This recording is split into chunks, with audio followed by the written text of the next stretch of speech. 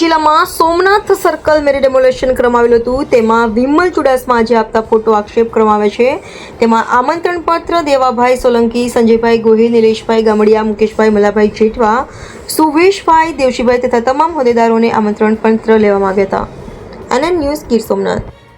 આજરોજ સૂત્રાપાડા મુકામે સૂત્રાપાડા શહેર અને સૂત્રાપાડા તાલુકા વતી ગત તારીખ 4/4/2025ના રોજ સોમનાથ સર્કલ ખાતે જે ડિમોલેશનની પ્રક્રિયા હતી ત્યાં એક પ્રજાના પ્રતિનિધિ તરીકે સોમનાથના ધારાસભ્ય શ્રી વિમલભાઈ ચુડાસમા અને કોળીવાડાના પટેલ શ્રી દિનેશભાઈ બામણિયા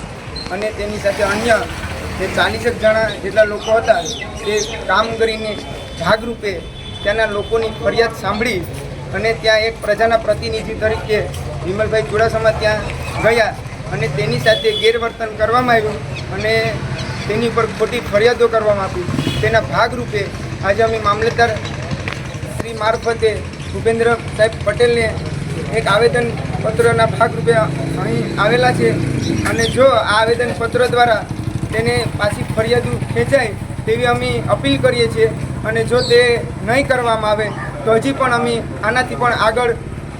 આંદોલન કરશું અને ન્યાય માટેના તમામ પ્રયત્ન કરશું।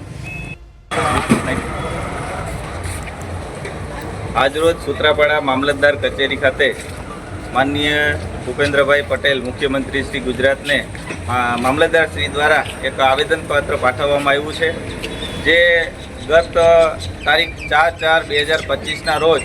સોમનાથ સર્કલ ખાતે જે ડિમોલેશનની પ્રક્રિયા શરૂ હતી એમાં એક પ્રજાના પ્રતિનિધિ તરીકે સોમનાથના ધારાસભ્ય શ્રી વિમલભાઈ ચુડાસમા એ ત્યાં ગયેલા અને સાથે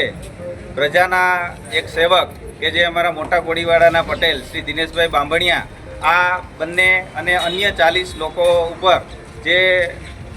ફરિયાદ દાખલ થઈ છે અને આ ખોટી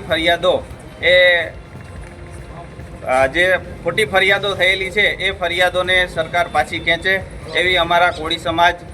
તરફથી સમસ્ત સૂત્રાપાડા તાલુકા કોળી સમાજ આજે આવેદનપત્ર પાઠવ્યું છે।